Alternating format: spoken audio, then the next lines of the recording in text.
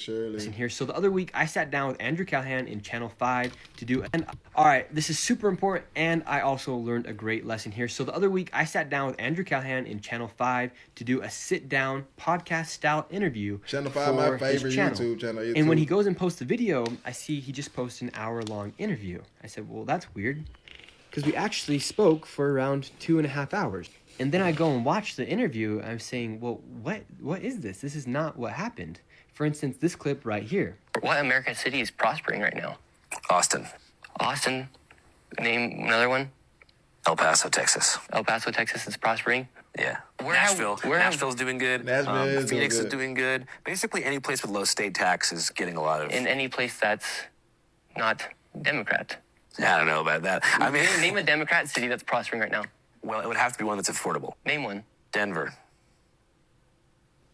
What about Denver? It's not prospering. All right, so that's the clip Andrew posted. Shout out to Denver, though. I want to go. Interaction of how it went. Denver. Why are you smirking? Because I don't know if it's prospering. It's not. See, you can't even answer the question. It's not prospering. Denver's not prospering either. I agree that Democrat-run states are doing badly. Kind of weird that Andrew didn't put that in, right? Maybe his base or something would not be happy with that response because he obviously got caught lying. And anyways, let's move over to the next topic when we're talking about Somalians being known for pirating, as 89% of the fraud that has been charged inside of Minnesota is by Somalians. This is the interaction that Andrew posted.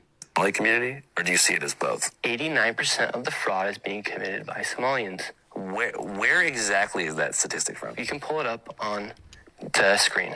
You'll find it. I just want to know where it's from. You want me to find it right now? For sure, just so I can, I don't know, I believe you. I just want to make sure we have the exact... Here, right here. Yeah, and it's not racist to say it. Probably. And when I go... This is what happens when I show him the fact that 89% of the people who have been charged... He just showed the fact. He didn't show that. He said, damn, this is what Andrew had to say. But remember, he conveniently left this out of the interview. 89% of those charged in connection with major... Identified as Somali Americans. Well, looks like we've got to redo there. I'm interested to see what you put in this interview, because looks like there's a problem with fraud. So there you go. That's just two examples from the interview with Andrew Callaghan, where he literally went out of his way to try and make me look bad, which is not cool. And I wouldn't say that's very benevolent of him to do by any means. Damn, you have to pick a side and sell your soul once you get to a certain point. Product, because I think that's just the most benevolent thing to do. But Andrew Callaghan already came out multiple times and expressed how much he just don't like my boy Trump. Bro, this is the new era. So they won $1 million. Bro. My policy for whenever somebody is saying some factually inaccurate stuff about me online is to turn the other cheek, keep my head down, and get back to grinding. But in this case, with Mr. Nick Shirley, who is now falsely accusing me of conducting an unfairly edited interview, I think I'm going to pick option 2 and let people know what went down. Journalistic integrity is something that I kind of take a little bit seriously, and I can see a future wherein access is limited to prominent people, especially conservatives, if I don't dispel this false narrative immediately in its entirety. Right the heck now. So to do this right, I'll have to show you a couple of things, including text messages between him and I, and actual footage of the working Premiere sequence that I used to edit the interview, so you can see what was cut and why. So let's begin with an editing lesson. So when we're dealing with a long-form interview of somebody who talks very slowly and circles back to repetitive talking points, one of the first things that we do in post-production is cutting what's called dead air, which means long pauses between words or sentences, or fixable verbal stammers that slow down the conversation and risk boring the viewer. So in this raw interview with Nick, which had a total runtime of 2 hours and 2 minutes, we had to cut nearly half an hour of dead air to make it listenable. Many people like to choose their words carefully, so I get it, but there was a couple points in the interview that even in person we had to have Nick repeat himself because the crew felt that no amount of corrective editing would possibly be able to make him sound normal. It's been an interesting few days, past 72 hours. My video on the expose of the fraud in Minnesota is the most viewed video ever, longer than 10 minutes, other than Mr. Beast. Can you say the fraud in Minnesota again? Because you kind of stuttered. Yeah. Wait, are there going to be cuts in this or just going to be one take? Which will make it perfect. So if we ask for to say it again, it's just to make sure you say it perfectly. Oh, okay, yeah. Yeah. So, so my video on the fraud in Minnesota is the most viewed video ever by a creator, longer than 10 minutes, expose style, than anybody other than the name of Mr. Beast. So bear with me here. I'm going to show you the raw footage, and we'll see how with the magic of editing, we were able to make Nick sound actually smarter and faster than he was in person. Check this out. How does that make you feel, like gratification-wise, as an independent journalist? Well, I think it's the first video you've seen in a long time where a journalist actually went and created a video that created a change instantaneously. For instance, you had the HHS, Health and Human Services. They froze all funding to childcare inside of Minnesota and then they're asking for businesses to prove that they are legit businesses before they give tax dollars to these businesses that are not really businesses. And how does that make you feel, like gratification-wise, as an independent journalist? Well, I think it's the first video you've seen in a long time where a journalist actually went and created a video that created a change instantaneously. For instance, you had the Health and Human Services. They froze all funding to childcare inside of Minnesota, and then they're asking for businesses to prove that they are legit businesses before they give tax dollars to these businesses. So in that interview, we probably did that same thing as far as trimming dead air and splicing B-roll. No joke. Probably 30 times, as you can see here in the timeline. And it was never to take him out of context, but to help him get his point across. We do this for every good faith interview or 5-cast we've conducted so far. From Hunter Biden, which had a raw run time of 5 hours before being cut to 3:24, to Hunter Kozak, to Alex Jones, to Hamilton Morris, Jan DeSanti, to pretty much everybody we've ever talked to. Exactly. 100% not. Is that and there's this conflation that people have. I think they're opening up an investigation to cocaine that was found in a cubby outside the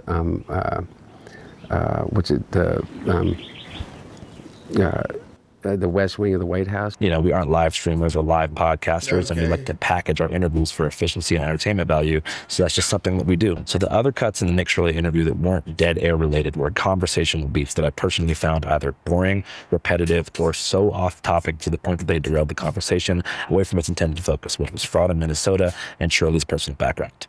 We cut probably 25 minutes of unproductive, redundant banter about Portland, Mormonism, gay marriage, his new crypto coin. I heard you also made a coin of some kind?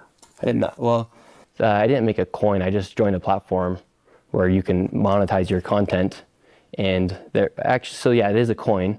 You can then monetize your content, just similar to like how you upload on TikTok. You can upload your stuff on there. It's just based off Coinbase. The history and ethics of welfare in America, and 6 whole, nearly identical back and forths about his 89% statistic that he falls back on unchallenged. 89% of the fraud is being committed by Somalians, and 89% of the fraud being committed inside Minnesota is by the Somalian population. 89% of the fraud happening by people who were brought into our country and then committing fraud. So 89% of the fraud happening in Minnesota is from the Somalian population. Right, but 95% of Somali Americans in Minnesota are legal.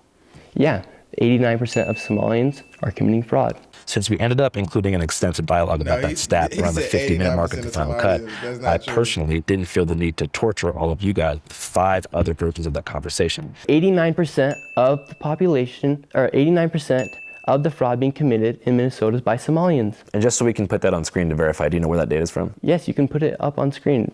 It's public. And if you watch that raw cut, the 2-hour cut, which I made clear in text with Nick that I was willing to share with him in 4K when I got back from Greenland, you will see exactly what I mean. This is not a Sacha Baron Cohen style ambush edit or a Jim Jeffries Avi Yemeni situation where I primed him, by saying crazy shit to get his guard down and then Shanghai him with post-production. I was trying to help Nick Shirley, which it seems up until yesterday he really appreciated.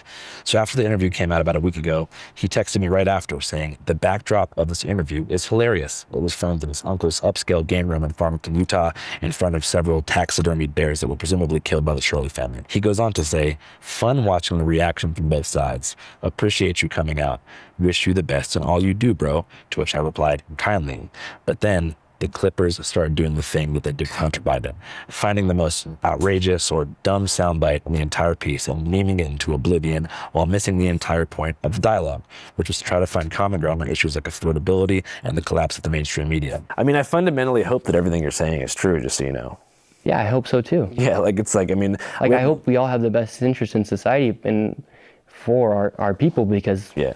the affordability is insane and people can't buy houses. And if we're talking about creating change, we need to let innovation prosper inside the United States. Yeah. And you're not seeing it. We're not seeing innovation. In fact, we're seeing fraudsters take our money. If you guys saw, the clip that did the most rounds was when Nick tried and failed to pronounce the word benevolent. Who do you think are the 3 most benevolent billionaires? What do you mean by the word benevolent? Just well-intentioned, positive billionaires who you think are creating, net positive societal progress. Trump? Our president? Because he never said it right and said benevolent twice, there was no way to cut the dead air or trim the stammer. So we left it in. And personally, I don't think it's that big of a deal to not know that word. I mean, he is wearing a hoodie that is making fun of immigrants for their spelling errors, but benevolent has more syllables than learning, so I get it. But the comments on this clip were brutal, like actually genuinely mean, and it couldn't have felt good from his perspective to read these things. We're talking tens of thousands of people declaring this guy is retarded, which he's not. But there are some moments in the interview that even with dead air trimmed for speed, Nick does not give his best performance, particularly when blaming immigrants for rising rent prices. It's just simple supply and demand. If you have 20 million people who need to come and buy a house or rent an apartment, and you have other people who need it, you're going to raise the prices. Suggesting that Muslim Americans keep multiple wives in private while dismissing the association with his own religion, Mormonism, and polygamy as just a harmful stereotype. As far as the wives go, that's not a thing in Utah? It's not a thing in Utah. That's a negative stereotype? Somebody did a whole video. And also confronting me about staying silent on the death of Charlie Kirk, while admitting that he consciously chose to not watch the video that I made in the immediate after. I thought that was kind of messed up of you to not publicly denounce what happened to Charlie Kirk. I did. And I didn't even watch the interview because I didn't want to watch that. Well, you should watch it. I don't want to. Well, you should watch the video because I say some stuff in it. Okay, cool. None of these moments were a very good look for Nick, but I did not engineer them that way. And if I was a betting man, I would suggest that much of the hostility displayed toward him in the comments is because his reporting, which was signal boosted by Trump and his cronies, has been a driving factor in ICE's decision to escalate their presence in Minneapolis. Kidnapping kids from local high schools, terrorizing U.S. citizens in their own communities, shooting people in the streets, and hiding behind masks like the goddamn cowards they are. However, that's just my personal opinion. I don't like ICE. I don't like Trump, which is something that I made clear to Nick in the interview. What do you think about Trump? I don't like him. There was no deception anywhere. But sometimes, and I'm not sure what the word is for this in the journalism field, the person that you interview views your fans as an extension of you. So if your fans are dicks to them, they kind of feel like that's you shading them. And that's definitely what happened. Right after the benevolent clip went micro-viral, Nick began to send texts to me that alluded to the footage being manipulated, writing, "Greenland will be epic and cold. Let me know if you need any locals. I still have some contacts there. Just curious though, why didn't you post a full 2+ hour interview instead of the selected 1 hour of the interview?" Notice the word selected. Nick suggests that I cherry-picked his worst moments, which is concerning because we consciously did the opposite. But as you can see from these texts, I explained our entire editing process to him, as I did to all of you, and as I mentioned, even offered to send him all of the raw video files when I get home from Greenland, which I'm doing now, and gave him full permission to clip any and all moments of the piece for his own socials. Fast forward to 2 days later. I wake up in Nuuk, Greenland to see that Nick has posted a video filmed on a sly side camera, captioned something like, "In case you guys want to know how the interview really went, here's this." Nick's bullshit crybaby video here points to 2 pieces of damning evidence. Exhibit A. Nick grills me here about Democrat cities being catastrophic failures after failing to understand that I am not a supporter of the Democrat Party. I am from Seattle, a failed blue city, and then asks me to name thriving blue cities. So I named Austin, Nashville, El Paso, and then while smirking, I mentioned Denver because as shown in Nick's angle, I didn't actually know if Denver was doing well because I don't spend much time in Colorado. Like, when have you seen an American city? What American city is prospering right now? Austin. Austin. Name another one. El Paso, I don't know Texas. Too much about Austin. El Paso, Probably Texas you is can get away prospering. with, Yeah. I think. Why you think? It's doing better. New bars and restaurants have opened, but I can probably think of some better examples. Like what? Nashville's doing good. Austin's doing good. Phoenix is doing good. Basically, any place with low state tax is getting a lot of. In any place that's not Democrat. I don't know about that. I mean, Name a Democrat city that's prospering right now. Well, it would have to be one that's affordable. Name one. A city inside of a blue state that is prospering. Denver.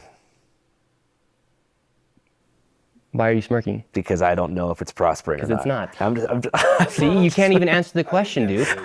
It's not prospering. Denver's not prospering either. But in post-production, I did some research and found out that my intuition was correct. Denver is currently experiencing a decline in violence and property crime, a large influx in population, job growth in the aerospace, tech, and healthcare sectors, and a number of other great things. So I chose to trim a brief section after I mentioned Denver that indicates a bit of self-doubt, given that I ended up being correct. I also trimmed a soundbite where I said that many Democrat cities are run poorly because it was redundant.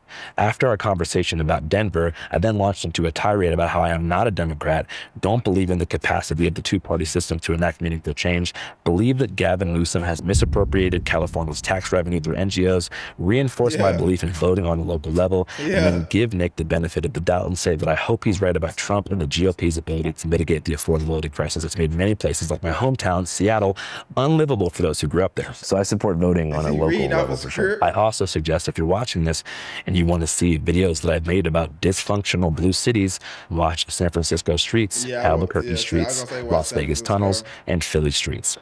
So the second clip that Nick posted really makes my blood boil because it is so disingenuous. As I mentioned 6 or 7 times in this interview, Nick references the stat that 89% of fraud in Minnesota is committed by Somalis. We aired the version where we asked him to show us the data on his phone, which he found using Google search results powered by ChatGPT. So in the video he posted, we can see me look in the camera after he shows it to me and saying something like, "All right, damn, I guess he's right then. Let's put that on screen." Did you know that our food system is basically designed to be wasteful? We grow so much food in the U.S. Here, right here, the figure 89% does not represent the total percentage of all fraud in Minnesota. Instead, it refers to the percentage of individuals charged in connection with specific high-profile federal fraud cases. Millions. 89% of those charged in connection with major... Wow. Identified as Somalian Americans. Well, looks like we do. Looks like I'm interested to see what you put in this interview because looks like there is a problem with fraud. He is kind of right. So However, why you didn't put the that? stat You refers should've put that in specifically to the already litigated Feeding Our Future case, which resulted in over 60 fraud convictions in Minnesota. The ringleader of the nonprofit behind the scam, Amy Bach, is white, but it is true that 89% of convicted defendants in that case were Somali. And that's what makes me so pissed about this particular piece of evidence that Nick presents. The exact thing that he is showing me on his phone in the video is what I put on screen on the final cut. I did exactly what I said I would. He frames my decision to put that on screen as some kind of like liberal ball-busting fact check, but it's actually supplemental context for something he is literally fucking showing me, which is why it pisses me off. So that's all I have to say. I'm just in a phase in my life where I've been doing this for so long. I care about this so much, so I don't want to play these kind of games, especially with people who can't take an L. I want to put my credibility on the line by spinning things in a way that benefits their reputation. he literally went out of his way to try and make me look bad, which is not cool. And I wouldn't say that's like very benevolent of him to do. I think my policy moving forward, especially when working with people who are filming their own versions of things and lack the integrity to be honest with their fan base, is to either go live during every interview or upload the full raw files on Patreon the moment a final cut hits YouTube, so there's no room for these kinds of shenanigans. Andrew.